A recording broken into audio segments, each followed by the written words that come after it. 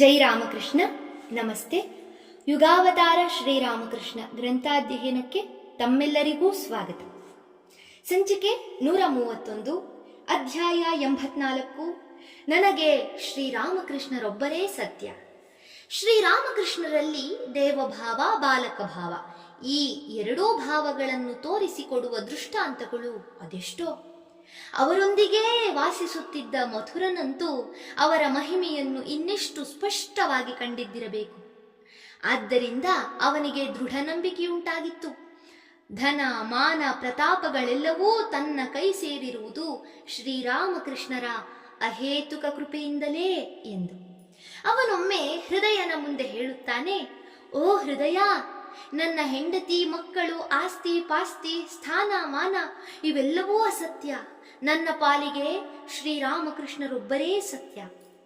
ಸಾಮಾನ್ಯವಾಗಿ ಪ್ರಾಪಂಚಿಕ ಜನ ಭಕ್ತಿಯ ಪ್ರಮಾಣವನ್ನು ಅವರು ತಮಗೆ ಪೂಜ್ಯರಾದವರಿಗಾಗಿ ಎಷ್ಟು ಹಣವನ್ನು ಖರ್ಚು ಮಾಡಬಲ್ಲರು ಎಂಬುದರಿಂದ ತಿಳಿಯಬಹುದು. ಈ ನಿಯಮಕ್ಕೆ ಮಥುರನೇನೂ ಹೊರತಲ್ಲ. ಅವನು ಅತಿ ಚತುರ, ವ್ಯವಹಾರ ಕುಶಲಿ. ಇಂಥವನು ಶ್ರೀರಾಮಕೃಷ್ಣರಿಗಾಗಿ ಹಣವನ್ನು ಹೇಗೆ ಖರ್ಚು ಮಾಡಿದ ಎಂಬುದನ್ನು ನೋಡಿ ಅವನ ಭಕ್ತಿ ವಿಶ್ವಾಸದ ಮಟ್ಟವನ್ನು ಊಹಿಸಬಹುದು. ಆಗಾಗ ಮಥುರ ಶ್ರೀರಾಮಕೃಷ್ಣರನ್ನು ಬಯಲು ನಾಟಕಕ್ಕೆ ಕರೆದೊಯ್ಯುತ್ತಾನೆ. ಅವರಿಗೆ ಬೆಲೆ ಬಾಳುವ ವಸ್ತ್ರಗಳನ್ನು ತೊಡಿಸಿ ರಂಗಮಂಟಪದ ಎದುರಿನಲ್ಲೇ ಕುಳ್ಳಿರಿಸುತ್ತಾನೆ. ನಟರಿಗೆ ಬಹುಮಾನವಾಗಿ ಕೊಡಲು ಅಲ್ಲಿ ನಾಣ್ಯಗಳ ರಾಶಿಯನ್ನೇ ಪೇರಿಸಿಡಲಾಗುತ್ತದೆ. 2 ಆಣೆ, 4 ಆಣೆಗಳಿಂದ ಹಿಡಿದು 1 ರೂಪಾಯಿಯವರೆಗಿನ ನಾಣ್ಯಗಳು.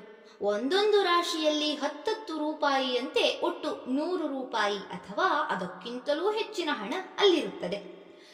ಆಗಿನ ಕಾಲದ 100 ರೂಪಾಯಿಗೆ ಬಹುಶಃ ಇಂದಿನ 5,000ಕ್ಕಿಂತ ಹೆಚ್ಚಿನ ಬೆಲೆ. ಶ್ರೀರಾಮಕೃಷ್ಣರು ಸಂತೋಷದಿಂದ ತಲೆದೂಗುತ್ತಾ ಬಯಲಾಟವನ್ನು ಆನಂದಿಸುತ್ತಿರುತ್ತಾರೆ. ಯಾವನಾದರೂ ನಟನ ಮಾತಿನಿಂದಲೋ ಹಾಡಿನಿಂದಲೋ ಅವರಿಗೆ ವಿಶೇಷ ಸಂತೋಷ ಉಂಟಾಯಿತೆಂದರೆ ಭಲೆ ಭಲೆ ಎನ್ನುತ್ತಾ ಕೈಗೆ ಸಿಕ್ಕಿದಷ್ಟು ಹಣವನ್ನೆತ್ತಿ ಅವನಿಗೆ ಕೊಟ್ಟು ಬಿಡುತ್ತಾರೆ. ಇನ್ನೂ ಹೆಚ್ಚು ಸಂತೋಷವಾಗಿ ಭಾವಾವಸ್ಥೆಯುಂಟಾಯಿತೆಂದರೆ ಎದುರಿಗಿರುವ ಅಷ್ಟು ಹಣವನ್ನೂ ಅವನತ್ತ ನೂಕಿ ಬಿಡುತ್ತಾರೆ. ಇದನ್ನು ನೋಡಿ ಹುಟ್ಟಾಜಿಪುಣನಾದ ಮಥುರನಿಗೆ ಮನಸ್ಸಿನಲ್ಲಾದರೂ ಸಂಕಟವಾಗಲಾರದೆ? ಇಲ್ಲವೇ ಇಲ್ಲ. ಠಾಕೂರರಿಗಾದ ಆನಂದಕ್ಕೆ ಸಾಟಿಯಾದ ಬಹುಮಾನವನ್ನು ನೀಡಲಾಗಿದೆ ಎನ್ನುತ್ತಾ ಮತ್ತೊಮ್ಮೆ ಅವರೆದುರು ಅಷ್ಟೇ ಹಣವನ್ನು ಪೇರಿಸಿಡುತ್ತಾನೆ.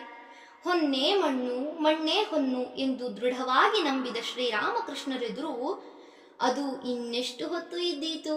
ಮತ್ತೊಮ್ಮೆ ಅಂತಹ ಭಾವ ಪರವಶತೆಯುಂಟಾಯಿತೆಂದರೆ ಅಷ್ಟೂ ಹಣ ಇನ್ನೊಬ್ಬ ಭಾಗ್ಯಶಾಲಿ ನಟನ ಪಾಲು. ಬಳಿಕ ಮತ್ತೊಮ್ಮೆ ಕೈ ಹಾಕಿ ನೋಡಿದರೆ ಅಲ್ಲೇನೂ ಇಲ್ಲ. ಸರಿ, ಒಬ್ಬನಿಗೆ ತಮ್ಮ ಮೈ ಮೇಲಿನ ಶಾಲನ್ನೂ ಮತ್ತೊಬ್ಬರಿಗೆ ಪೀತಾಂಬರವನ್ನೂ ಕೊಟ್ಟು ತಾವು ಕೇವಲ ಭಾವಾಂಬರಧಾರಿಯಾಗಿ ಕುಳಿತು ಬಿಡುತ್ತಾರೆ. ತನ್ನ ಹಣ ಸಾರ್ಥಕವಾಯಿತೆಂದು ತಿಳಿದು ಮಥುರನೂ ಆನಂದಿತನಾಗಿ ಶ್ರೀರಾಮಕೃಷ್ಣರಿಗೆ ಗಾಳಿ ಬೀಸುತ್ತಾ ನಿಲ್ಲುತ್ತಾನೆ. ಹೀಗೆ ಮಥುರ ಶ್ರೀರಾಮಕೃಷ್ಣರ ವಿಷಯದಲ್ಲಿ ಪರಮ ಉದಾರತೆಯನ್ನು ತೋರಿಸಿದ್ದಕ್ಕೆ ಎಷ್ಟೋ ಉದಾಹರಣೆಗಳನ್ನು ಕೊಡಬಹುದು. ಅವನು ತಮ್ಮನ್ನು ಕಾಶಿ ಬೃಂದಾವನ ಯಾತ್ರೆಗೆ ಕರೆದುಕೊಂಡು ಹೋಗಿದ್ದಾಗ ದಾನ ಧರ್ಮಾದಿಗಳ ಖರ್ಚೆಲ್ಲ ಸೇರಿದಂತೆ ಸುಮಾರು 1,00,000 ರೂಪಾಯಿಗಳನ್ನು ವೆಚ್ಚ ಮಾಡಿದನೆಂದು ಶ್ರೀರಾಮಕೃಷ್ಣರು ಹೇಳುತ್ತಿದ್ದರು. ಕಾಶಿಯಲ್ಲಿ ಅವನು ಕಲ್ಪತರುವಿನಂತಾಗಿ ಕೇಳಿದವರಿಗೆಲ್ಲ ಬೇಕಾದ ಪದಾರ್ಥಗಳನ್ನು ಕೊಟ್ಟ ಸಂದರ್ಭದಲ್ಲಿ ನೀವು ನನ್ನಿಂದ ಏನಾದರೊಂದು ವಸ್ತುವನ್ನು ಪಡೆದುಕೊಳ್ಳಲೇಬೇಕು ಎಂದು ಶ್ರೀರಾಮಕೃಷ್ಣರನ್ನು ಆಗ್ರಹಪಡಿಸಿದ. ಆದರೆ ಎಷ್ಟು ಆಲೋಚಿಸಿದರೂ ಅವರಿಗೆ ಯಾವುದಕ್ಕೂ ಕೊರತೆ ಕಾಣಲಿಲ್ಲ. ಕೊನೆಗೆ ಅವನ ಒತ್ತಾಯಕ್ಕೆ ಸೋತು, ಹಾಗಾದರೆ ನನಗೊಂದು ಕಮಂಡಲವನ್ನು ಕೊಡು ಎಂದಾಗ ಮಥುರನ ಕಣ್ಣಲ್ಲಿ ನೀರಾಡಿತು. ಎಡೆಬಿಡದೆ 14 ವರ್ಷ ಸರ್ವಾಂತಃಕರಣದಿಂದ ಶ್ರೀರಾಮಕೃಷ್ಣರ ಸೇವೆಯಲ್ಲಿ ತೊಡಗಿದ್ದುದರಿಂದ ಮಥುರನ ಮನಸ್ಸೀಗ ಎಷ್ಟರ ಮಟ್ಟಿಗೆ ಪಕ್ವವಾಗಿತ್ತೆಂಬುದಕ್ಕೆ ಒಂದು ಉದಾಹರಣೆಯನ್ನು ಹೇಳಬಹುದು. ಒಮ್ಮೆ ಮಥುರನಿಗೆ ಮೈಯಲ್ಲೇನೋ ಒಂದು ಹುಣ್ಣಾಗಿ ಹಾಸಿಗೆ ಹಿಡಿದಿದ್ದ. ಎದ್ದು ಕೂಡುವುದೂ ತುಂಬ ಕಷ್ಟವಾಗಿ ಬಿಟ್ಟಿತ್ತು. ಅಷ್ಟು ನೋವು, ಜೊತೆಗೆ ಮನಸ್ಸಿಗೇನೋ ಕರಕರೆ, ಏನೋ ಅಶಾಂತಿ. ಆಗ ಅವನಿಗೆ ಶ್ರೀರಾಮಕೃಷ್ಣರನ್ನು ನೋಡಬೇಕೆಂಬ ಉತ್ಕಟಾಕಾಂಕ್ಷೆ ಉಂಟಾಯಿತು. ಅವನಿದ್ದದ್ದು ಜಾನ್ ಬಜಾರಿನ ಮನೆಯಲ್ಲಿ. ಹೃದಯ ಬಂದು ಶ್ರೀರಾಮಕೃಷ್ಣರಿಗೆ ಈ ಸುದ್ದಿ ತಲುಪಿಸಿದ. ಇದನ್ನು ಕೇಳಿ ಅವರೆಂದರು, ನಾನು ಅಲ್ಲಿಗೆ ಹೋಗುವುದರಿಂದ ಏನಾದೀತೋ? ಅವನ ಹುಣ್ಣನ್ನು ಗುಣಪಡಿಸಲು ನನ್ನಿಂದಾದೀತೆ? ಆದರೆ ಮಥುರ ಬಿಡಲಿಲ್ಲ. ಮತ್ತೆ ಮತ್ತೆ ಜನರನ್ನು ಕಳುಹಿಸಿ ಒಮ್ಮೆಯಾದರೂ ಬಂದು ಹೋಗಬೇಕೆಂದು ಪ್ರಾರ್ಥಿಸಿಕೊಂಡ. ಕಡೆಗೆ ಶ್ರೀರಾಮಕೃಷ್ಣರು ಹೋದರು. ಅವರನ್ನು ಕಂಡು ಮಥುರನ ಆನಂದಕ್ಕೆ ಪಾರವೇ ಇಲ್ಲ. ಅಪ್ಪ, ಬಂದಿರಾ ಬಂದಿರಾ ಎಂದು ಉದ್ಗರಿಸುತ್ತಾ ಕಷ್ಟಪಟ್ಟು ಎದ್ದು ಕುಳಿತ. ಅಪ್ಪ, ಸ್ವಲ್ಪ ನಿಮ್ಮ ಪಾದಧೂಳಿಯನ್ನು ಕೊಡಿ ಎಂದು ಕೇಳಿಕೊಂಡ. ನನ್ನ ಪಾದಧೂಳಿಯನ್ನು ತೆಗೆದುಕೊಂಡರೆ ಏನಾಗುತ್ತದೆ? ಅದರಿಂದೇನು ನಿನ್ನ ಹುಣ್ಣು ವಾಸಿಯಾಗುತ್ತದೆಯೇ? ಅಪ್ಪ, ಈ ಹುಣ್ಣನ್ನು ವಾಸಿ ಮಾಡಿಕೊಳ್ಳಲು ನಿಮ್ಮ ಪಾದಧೂಳಿಯನ್ನು ಕೇಳುತ್ತೇನೆಯೇ? ಅದಕ್ಕೆ ಡಾಕ್ಟರ್ ಇದ್ದಾರೆ. ಈ ಭವಸಾಗರವನ್ನು ದಾಟುವುದಕ್ಕಾಗಿ ನಿಮ್ಮ ಶ್ರೀಚರಣ ರೇಣುವನ್ನು ಬೇಡುತ್ತಿದ್ದೇನೆ. ಈ ಮಾತನ್ನು ಕೇಳಿದೊಡನೆ ಶ್ರೀರಾಮಕೃಷ್ಣರು ಭಾವಾವಿಷ್ಟರಾದರು.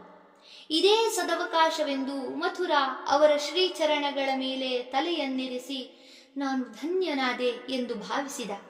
ಅವನ ಕಂಗಳಿಂದ ಆನಂದ ಬಾಷ್ಪ ಹರಿಯತೊಡಗಿತು. ಒಮ್ಮೆ ಶ್ರೀರಾಮಕೃಷ್ಣರು ಭಾವಾವಸ್ಥೆಯಲ್ಲಿದ್ದಾಗ ಮಥುರನಿಗೆ ಹೇಳಿದರು, ಮಥುರಾ, ನೀನು ಜೀವಿಸಿರುವವರೆಗೆ ನಾನು ದಕ್ಷಿಣೇಶ್ವರದಲ್ಲಿರುತ್ತೇನೆ. ಇದನ್ನು ಕೇಳಿ ಮಥುರನಿಗೆ ಸಂತೋಷವಾಗಿರಬೇಕಲ್ಲವೇ? ಇಲ್ಲ, ಹಾಗಾಗಲಿಲ್ಲ. ಅವನು ಭಯದಿಂದ ನಡುಗಿದ. ಏಕೆಂದರೆ ಸಾಕ್ಷಾತ್ ಕಾಳಿ ಮಾತೆಯೇ ಶ್ರೀರಾಮಕೃಷ್ಣರ ಶರೀರದ ಮೂಲಕ ತನ್ನನ್ನೂ ತನ್ನ ಕುಟುಂಬ ವರ್ಗದವರನ್ನೂ ಸದಾ ಕಾಪಾಡುತ್ತಿದ್ದಾಳೆಂದು ಅವನಿಗೆ ದೃಢ ನಂಬಿಕೆಯುಂಟಾಗಿತ್ತು. ತನ್ನನ್ನೂ ತನ್ನ ಕುಟುಂಬ ವರ್ಗದವರನ್ನೂ ಸದಾ ಕಾಪಾಡುತ್ತಿದ್ದಾಳೆಂದು ಅವನಿಗೆ ದೃಢ ನಂಬಿಕೆಯುಂಟಾಗಿತ್ತು. ತಾನು ತೀರಿ ಹೋದ ಮೇಲೆ ಠಾಕೂರರು ಇಲ್ಲಿಂದ ಹೊರಟು ಬಿಟ್ಟರೆ ತನ್ನ ಸತಿಸುತರ ಗತಿ? ಆದ್ದರಿಂದ ದೈನ್ಯದಿಂದ ಬೇಡಿದ, ಅಪ್ಪ, ಹೀಗೇಕೆ ಹೇಳುತ್ತೀರಿ? ನಾನು ತೀರಿ ಹೋದರೇನಂತೆ? ನನ್ನ ಹೆಂಡತಿಯೂ ಮಗನೂ ನಿಮ್ಮನ್ನು ನನ್ನಷ್ಟೇ ಭಕ್ತಿಯಿಂದ ನೋಡಿಕೊಳ್ಳುತ್ತಾರೆ. ಹಾಗಿರುವಾಗ ನೀವೇಕೆ ಈ ಸ್ಥಳವನ್ನು ಬಿಟ್ಟು ಹೋಗಬೇಕು? ಮಥುರಾ ಖಿನ್ನನಾದುದನ್ನು ಕಂಡು ಶ್ರೀರಾಮಕೃಷ್ಣರು ಒಂದು ಕ್ಷಣ ಬಿಟ್ಟು ನುಡಿದರು, ಸರಿ, ಹಾಗಾದರೆ ನಿನ್ನ ಹೆಂಡತಿಯೂ ದ್ವಾರಕನಾಥನೂ ಇರುವವರೆಗೂ ನಾನು ಇಲ್ಲಿಯೇ ಇರುತ್ತೇನೆ. ಸರಿ, ಹಾಗಾದರೆ ನಿನ್ನ ಹೆಂಡತಿಯೂ ದ್ವಾರಕಾನಾಥನೂ ಇರುವವರೆಗೂ ನಾನು ಇಲ್ಲಿಯೇ ಇರುತ್ತೇನೆ. ಈಗ ಮಥುರನಿಗೆ ಸಮಾಧಾನವಾಯಿತು. ಮುಂದೆ ಶ್ರೀರಾಮಕೃಷ್ಣರು ಅದರಂತೆಯೇ ತಮ್ಮ ಮಾತನ್ನು ನಡೆಸಿಕೊಟ್ಟರು. ಹೀಗೆ ಶ್ರೀರಾಮಕೃಷ್ಣರು ಮಥುರನನ್ನು ತಮ್ಮೊಂದಿಗೆ ಒಂದು ಅಭೂತಪೂರ್ವ ಸಂಬಂಧದಿಂದ ಬಿಗಿದುಕೊಂಡಿದ್ದರು. ಈ ಸಂಬಂಧವು ಹೇಗೆ ಹುಟ್ಟಿ ಹೇಗೆ ಬೆಳೆಯುತ್ತೆಂಬುದನ್ನು ನೋಡಿದಂತೆಲ್ಲ ಮನವರಿಕೆಯಾಗುತ್ತದೆ. ಇದೊಂದು ಆಕಸ್ಮಿಕವಲ್ಲ ಅಥವಾ ಕೇವಲ ಮಾನವ ಯತ್ನದಿಂದಾದುದಲ್ಲ ಎಂದು. ಸಾಧನಾ ಕಾಲದಲ್ಲಿ ಒಮ್ಮೆ ಶ್ರೀರಾಮಕೃಷ್ಣರೊಳಗೆ ಇದ್ದಕ್ಕಿದ್ದಂತೆ ಒಂದು ವಿಶೇಷ ಭಾವ ಸಂಚಾರವಾಗಿ ಅವರು ಜಗನ್ಮಾತೆಯನ್ನು ಪ್ರಾರ್ಥಿಸಿಕೊಂಡಿದ್ದರು. ಅಮ್ಮ, ನನ್ನನ್ನೊಬ್ಬ ಶುಷ್ಕ ಸಾಧುವನ್ನಾಗಿ ಮಾಡಬೇಡ ಎಂದು. ಭಗವದಾನಂದವೆಂಬ ಸುಧಾರಸವನ್ನೇ ಸುರಿಸುತ್ತಿರುವ ಸಾಧುವು ಶುಷ್ಕ ಹೇಗಾದಾನು? ಆದರೆ ಇಲ್ಲಿ ಸಂಗತಿ ಅದಲ್ಲ. ಬಳಿಗೆ ಬರುವ ಭಕ್ತರಿಗೆ, ಶಿಷ್ಯರಿಗೆ ಎಷ್ಟೇ ಆಧ್ಯಾತ್ಮಿಕ ಉಪದೇಶ ಕೊಟ್ಟರೂ ಪ್ರಸಾದ ರೂಪವಾಗಿ ಒಂದಿಷ್ಟು ತಿನಿಸನ್ನು ಕೊಡದಿದ್ದರೆ ಕೊಡುವಿಕೆ ಪೂರ್ಣವಾಗದು. ಅಲ್ಲದೆ ಊಟದ ವೇಳೆಗೆ ಬಂದ ಶಿಷ್ಯರಿಗೆ ಉಣಲಿಕ್ಕದೆ ಕೇವಲ ಉಪಚಾರದ ಮಾತುಗಳಿಂದಲೇ ಅವರನ್ನು ಹಿಂದಿರುಗಿಸಿಬಿಟ್ಟರೆ ಎಷ್ಟೇ ಆಧ್ಯಾತ್ಮವನ್ನು ಬೋಧಿಸಿದರೂ ಅದು ಪೂರ್ಣ ಫಲ ಕೊಡಲಾರದು. ಗುರು ಶಿಷ್ಯ ಸಂಬಂಧ ಮಧುಮಯವಾಗಲು ಗುರುಹಸ್ತದಿಂದ ಒಂದಿಷ್ಟಾದರೂ ಸವಿತಿನಿಸು ಶಿಷ್ಯನ ಉದರ ಸೇರಬೇಕು. ಕೇವಲ ಶಿಷ್ಯರು ಮಾತ್ರವೇ ಅಲ್ಲ, ಇತರ ಸಾಧಕರು, ಸಂತರು, ಭಕ್ತರು ಸತ್ಸಂಗ ಸುಖಕ್ಕಾಗಿ ಬಳಿಗೆ ಬಂದಾಗ ಅವರ ಅಶನ ವಸತಿಗಳಿಗೆ ವ್ಯವಸ್ಥೆ ಮಾಡಲು ಸಾಧ್ಯವಾಗುವಂತಿರಬೇಕು. ಆದರೆ ಇಷ್ಟಕ್ಕೂ ಶ್ರೀರಾಮಕೃಷ್ಣರು ಹಣ ಮುಟ್ಟುವವರಲ್ಲ, ವ್ಯವಸ್ಥೆ ಮಾತ್ರ ಆಗಬೇಕು. ಹೇಗೆ ಸಾಧ್ಯ? ಆದ್ದರಿಂದಲೇ ಅವರಿಂದ ಆ ಪ್ರಾರ್ಥನೆ ಹೊರಟಿತು.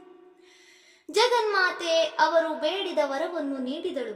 ಅದರ ಫಲವೇ ಮಥುರನಂಥ ಶ್ರೀಮಂತನಿಂದ ಆ ನಿಷ್ಠಾಯುತ ಸೇವೆ. ಇದು ಶ್ರೀರಾಮಕೃಷ್ಣರಿಗೆ ಅಂದು ಆದ ದರ್ಶನದಿಂದಲೇ ಸ್ಪಷ್ಟವಾಯಿತು. ಜಗನ್ಮಾತೆ ಅವರಿಗೆ ನಾಲ್ವರನ್ನು ತೋರಿಸಿ, ಇವರು ನಿನ್ನ ರಸದ್ದಾರರು, ಅರ್ಥಾತ್ ಅಗತ್ಯಗಳನ್ನೆಲ್ಲ ಪೂರೈಸುವವರು. ಇವರು ನಿನ್ನ ಯೋಗಕ್ಷೇಮವನ್ನು ನೋಡಿಕೊಳ್ಳುತ್ತಾರೆ ಎಂದಳು. ಅವರಲ್ಲಿ ಮೊದಲಿಗನೇ ಮತ್ತು ಅಗ್ರಗಣ್ಯನೇ ಮಥುರನೆಂಬುದನ್ನು ಆ ದರ್ಶನದಲ್ಲಿ ಶ್ರೀರಾಮಕೃಷ್ಣರು ಕಂಡಿದ್ದರು. ನಿಜಕ್ಕೂ ದೈವೇಚ್ಛೆಯಿಂದಲ್ಲದಿದ್ದರೆ ಇಂಥದೊಂದು ಸಂಬಂಧವು ಇಷ್ಟು ದೀರ್ಘಕಾಲ ನಿರಾತಂಕವಾಗಿ ಉಳಿದುಕೊಂಡು ಬರಲು ಸಾಧ್ಯವಿತ್ತೆ? ವರ್ಷಗಳು ಉರುಳಿದವು. 1871 ಇಸವಿ ಮಥುರಾ ಶ್ರೀರಾಮಕೃಷ್ಣರ ನಡುವಣ ಬಾಂಧವ್ಯದ 14 ವರ್ಷಗಳು ಕಳೆದು 15ನೇ ವರ್ಷ ಕಾಲಿಟ್ಟಿದೆ. ಮಥುರನಿಗೆ ಇಳಿವಯಸ್ಸು. ಬಹಳಷ್ಟು ಮೆತ್ತಗಾಗಿದ್ದಾನೆ. ಆಷಾಢ ಮಾಸ ಬಂದಿತು. ಮಥುರಾ ಜ್ವರದಿಂದ ಹಾಸಿಗೆ ಹಿಡಿದ. ಕ್ರಮೇಣ ಅದು ಉಲ್ಬಣಿಸಿ 7-8 ದಿನಗಳಲ್ಲೇ ಸನ್ನಿಪಾತಕ್ಕೆ ತಿರುಗಿಕೊಂಡಿತು. ನಾಲಿಗೆ ಬಿದ್ದು ಹೋಯಿತು. ಮಥುರನ ಐಹಿಕ ವ್ಯಾಪಾರ ಮುಗಿದಿದೆ ಎಂದು ಶ್ರೀರಾಮಕೃಷ್ಣರಿಗಾಗಲೇ ತಿಳಿದಿತ್ತು. ಆದರೂ ಅವರು ಒಮ್ಮೆಯೂ ಆತನನ್ನು ನೋಡಲು ಜಾನ್ ಬಜಾರಿಗೆ ಹೋಗಲಿಲ್ಲ. ಆದರೆ ಪ್ರತಿದಿನವೂ ಹೃದಯನನ್ನು ಕಳುಹಿಸಿ ಅವನ ಸ್ಥಿತಿಯ ಬಗ್ಗೆ ತಿಳಿದುಕೊಳ್ಳುತ್ತಿದ್ದರು. ಕೊನೆಗೊಂದು ದಿನ ಶ್ರೀರಾಮಕೃಷ್ಣರು ಹೃದಯನಿಗೆ, ಇಂದು ನೀನು ಹೋಗಬೇಕಾಗಿಲ್ಲ ಎಂದರು. ಬಳಿಕ ಮಧ್ಯಾಹ್ನದ ಮೇಲೆ 2-3 ಗಂಟೆಗಳ ಕಾಲ ಗಂಭೀರ ಭಾವದಲ್ಲಿ ಮುಳುಗಿದ್ದು ಬಿಟ್ಟರು. ಭಾವಭಂಗವಾದ ಮೇಲೆ ಶ್ರೀರಾಮಕೃಷ್ಣರು ಹೃದಯನನ್ನು ಕರೆಯಿಸಿದರು. ಆಗ ಸುಮಾರು 5:15 ಗಂಟೆ. ಅವರು ನುಡಿದರು, ಜಗನ್ಮಾತೆಯ ಸಖಿಯರು ಬಂದು ಮಥುರನನ್ನು ಆದರದಿಂದ ದಿವ್ಯ ರಥದಲ್ಲಿ ಕುಳ್ಳಿರಿಸಿ ಕರೆದೊಯ್ದರು. ಅವನ ಆತ್ಮ ದೇವೀ ಲೋಕಕ್ಕೆ ಹೋಯಿತು. ಇದನ್ನು ಕೇಳಿ ಹೃದಯ ವಿಸ್ಮಿತನಾಗಿ ನಿಂತ. ಶ್ರೀರಾಮಕೃಷ್ಣರು ಅಲ್ಲಿಂದಲೇ ಜ್ಯೋತಿರ್ಮಾರ್ಗವಾಗಿ ಸೂಕ್ಷ್ಮ ಶರೀರದಿಂದ ಪಯಣಿಸಿ ಮಥುರನಿಗೆ ಆತನ ಅಂತ್ಯಕಾಲದಲ್ಲಿ ದರ್ಶನ ನೀಡಿದ್ದರು. ನಿಷ್ಠೆಯಿಂದ ತಮ್ಮ ಸೇವೆ ಮಾಡಿದ ಮಥುರನನ್ನು ಅವರು ಬಿಟ್ಟು ಬಿಡುವರೇ? ಅಂದು ರಾತ್ರಿ ಬಹಳ ಹೊತ್ತಿನ ಮೇಲೆ ದೇವಸ್ಥಾನದ ಕೆಲವು ಕೆಲಸಗಾರರು ಕಲ್ಕತ್ತದಿಂದ ಮರಳಿ ಬಂದು ಮಥುರನ ಮರಣದ ವಾರ್ತೆಯನ್ನು ತಿಳಿಸಿದರು. ಸಂಜೆ ಸುಮಾರು 5 ಗಂಟೆಯ ಹೊತ್ತಿಗೆ ಮರಣ ಸಂಭವಿಸಿತೆಂದು ಅವರು ಹೇಳಿದರು. ಮಥುರನಿಗೆ ಉತ್ತಮ ಲೋಕ ಪ್ರಾಪ್ತವಾಯಿತೆಂದು ಶ್ರೀರಾಮಕೃಷ್ಣರು ಅಂದು ಹೇಳಿದರೂ ಅವನು ಮತ್ತೆ ನರಜನ್ಮ ತಾಳಿ ಬಂದನೆಂದು ಇನ್ನೊಮ್ಮೆ ಅವರಾಡಿದ ಮಾತಿನಿಂದಲೇ ತಿಳಿಯಬಹುದು. ಅನೇಕ ವರ್ಷಗಳ ತರುವಾಯ ಅವರು ತಮ್ಮ ಶಿಷ್ಯರೊಡನೆ ಮಾತನಾಡುವಾಗ ಆತನ ಪ್ರಸ್ತಾಪ ಬಂದಿತು. ಅವರ ಬಾಯಿಂದಲೇ ಆತನ ಅದ್ಭುತ ಶ್ರದ್ಧಾ ಭಕ್ತಿಗಳ ಕಥೆಯನ್ನು ಕೇಳುತ್ತಾ ಆತನ ಮಹಾಭಾಗ್ಯವನ್ನು ಭಾವಿಸುತ್ತಾ ಸ್ತಬ್ಧನಾದ ಭಕ್ತನೊಬ್ಬ ಅವರನ್ನು ಕೇಳಿದ, ಮಹಾಶಯರೇ, ಮಥುರನಿಗೀಗ ಎಂತಹ ಸ್ಥಿತಿ ಪ್ರಾಪ್ತವಾಗಿರಬಹುದು? ಖಂಡಿತವಾಗಿ ಅವನಿನ್ನು ಪುನರ್ಜನ್ಮ ತಾಳಿ ಬರಬೇಕಾಗಿಲ್ಲವೆಂದು ತೋರುತ್ತದೆ ಅಲ್ಲವೇ? ಶ್ರೀರಾಮಕೃಷ್ಣರು, ಬಹುಶಃ ಅವನು ಎಲ್ಲಿಯೋ ಒಬ್ಬ ರಾಜನಾಗಿ ಹುಟ್ಟಿದ್ದಾನೆ. ಅವನಿಗಿನ್ನೂ ಭೋಗಾಸಕ್ತಿ ಇತ್ತು. ಹೀಗೆಂದ ಶ್ರೀರಾಮಕೃಷ್ಣರು ಆ ವಿಷಯವನ್ನು ಅಲ್ಲಿಗೆ ಅಂತ್ಯಗೊಳಿಸಿದರು. ಧನ್ಯವಾದಗಳು. ಇಂದಿಗೆ ಅಧ್ಯಾಯ 84 ಸಂಪೂರ್ಣವಾಯಿತು. ಮುಂದಿನ ಸಂಚಿಕೆಯಲ್ಲಿ ಹೊಸ ಅಧ್ಯಾಯವನ್ನು ಪ್ರಾರಂಭಿಸೋಣ. ಓಂ ಶಾಂತಿ ಶಾಂತಿ ಶಾಂತಿ. ಹರಿ ಓಂ ತತ್ಸತ್. ಶ್ರೀರಾಮಕೃಷ್ಣಾರ್ಪಣಮಸ್ತು. ಸರ್ವೇ ಜನ ಸುಖಿನೋ ಭವಂತು. ಜೈ ಶ್ರೀಮಾತಾ.